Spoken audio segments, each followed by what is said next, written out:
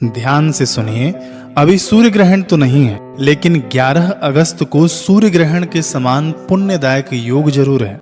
रविवार के दिन यदि सप्तमी पड़ती है तो रविवारी सप्तमी का योग बनता है। इसकी बड़ी ही अद्भुत महिमा है, लेकिन इसमें भी घुमाव ऐसा है कि यदि रविवारी सप्तमी शुक्ल पक्ष में पड़ती है तो इसका प्रभाव अत्यधिक बढ़ जाता है और इसको विजया सप्तमी कहते हैं। तो 11 अगस्त को विजया सप्तमी का योग है।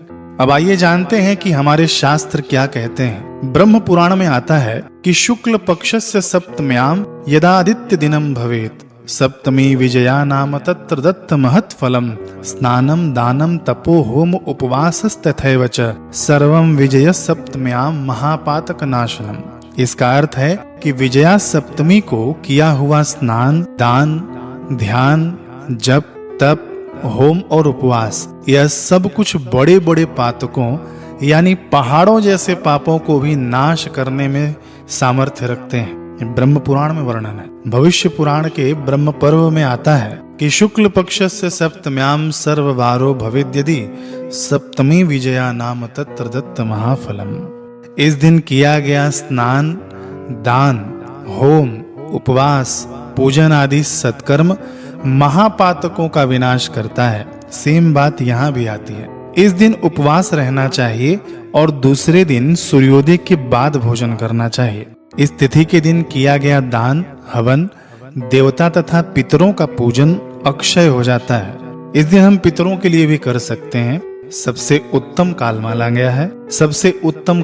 गया है। क्या करें कि एक लोटे में जल लें, काला तिल डालें, कुशा डालें और गीता जी के 7वें अध्याय का पाठ करें। फिर कुतब काल में यानी 11:40 से लेकर 12:25 के बीच में ये जल हम दक्षिण दिशा की ओर मुख करके अर्घ दे दें। ये हमने पितरों के लिए भी कार्य कर दिया जो उनकी प्रसन्नता हमें देगी। महाराज, ऐसा पुण्य चिपकेगा कि कभी नाश नहीं होगा। देखिए, जो लोग थोड़ा बहुत भी अध्यात्म मार्ग पर चले हैं उनको पता है कि पुण्य नाश होने पर तो स्वर्ग में भी नहीं रखा जाता है। पुण्य खत्म होने पर स्वर्ग में से भी निकाल दिया जाता है। लेकिन इस तिथि पर ऐसा पुण्य मिलेगा आपके सत्कर्मों द्वारा, आपके नाम जप के द्वारा, कि ये पुण्य कभी नाश नहीं होगा। अक्षय यानी कभी क्षय न हो, ऐसा पुण्य मिलेगा। तो आप लोग इस दिन खूब सत्कर्म करना, जितना दान पुण्य हो सके कर लेना, क्योंकि यही सच्ची कमाई होगी। आप भगवान के नाम का खूब जप करना। अब जान लेते हैं कि उपवास कैसे करना है। तो उपवास आपको पूरे दिन करना है और दूसरे दिन व्रत खोलना है। उपवास में आप फल और दूध ले सकते हैं, फलाहार ले सकते हैं, और जो लोग उपवास नहीं करेंगे वे लोग बिना नमक, तेल, मिर्च के भोजन करें, बहुत लाभ होगा। यानी आपको मीठा भोजन करना है। अब सबसे महत्वपूर्ण बात सुनिए, इस दिन विशेष रूप से सूर्य उपासना जरूर करनी चाहिए। जो लोग पूरे वर्ष भर कभी सूर्य भगवान को अर्घ नहीं देते हों, लेकिन इस दिन आपको जरूर अर्घ देना चाहिए। लोटे में जल लेकर उसमें लाल पुष्प डाल दीजिए, कच्चा चावल बिना टूटे हुए, जिसको अक्षत कहते हैं, यानी साबुत चावल, और लाल कुमकुम या लाल चंदन उसमें डाल देना और 11 बार यह मंत्र पढ़ते हुए भगवान सूर्य को अर्घ देना। ओम ह्राम ह्रीम सह सूर्याय नमः। सप्तमी को तो व्रत रखना ही है। अगले दिन व्रत कैसे खोलना है अब यह भी जान लीजिए। सूर्योदय होने पर फिर से भगवान सूर्य का पूजन करें, उन्हें अर्घ प्रदान करें और ओम खखोल काय नमः इस मंत्र का जप 108 बार करें। ये जप करने पर आपका व्रत पूर्ण माना जाएगा।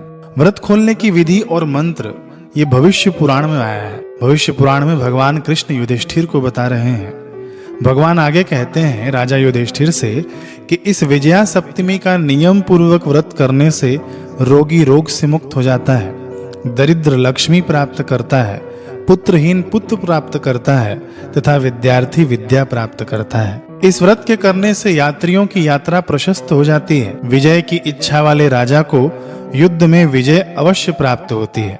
इसलिए लोक में यह विजया सप्तमी के नाम से विश्रुत है। इस व्रत को करने वाला पुरुष संसार के समस्त सुखों को भोगकर सूर्य लोक में निवास करता है और फिर पृथ्वी पर जन्म ग्रहण करके दानी, भोगी, विद्वान, दीर्घायु, निरोग, सुखी और हाथी घोड़े तथा रत्नों से संपन्न बड़ा प्रतापी राजा होता है। यदि स्त्री इस व्रत को करे तो वह पुण्य भागिनी होकर उत्तम फल को प्राप्त करती है। हे राजन, इसमें आपको किंचित भी संदेह नहीं करना चाहिए।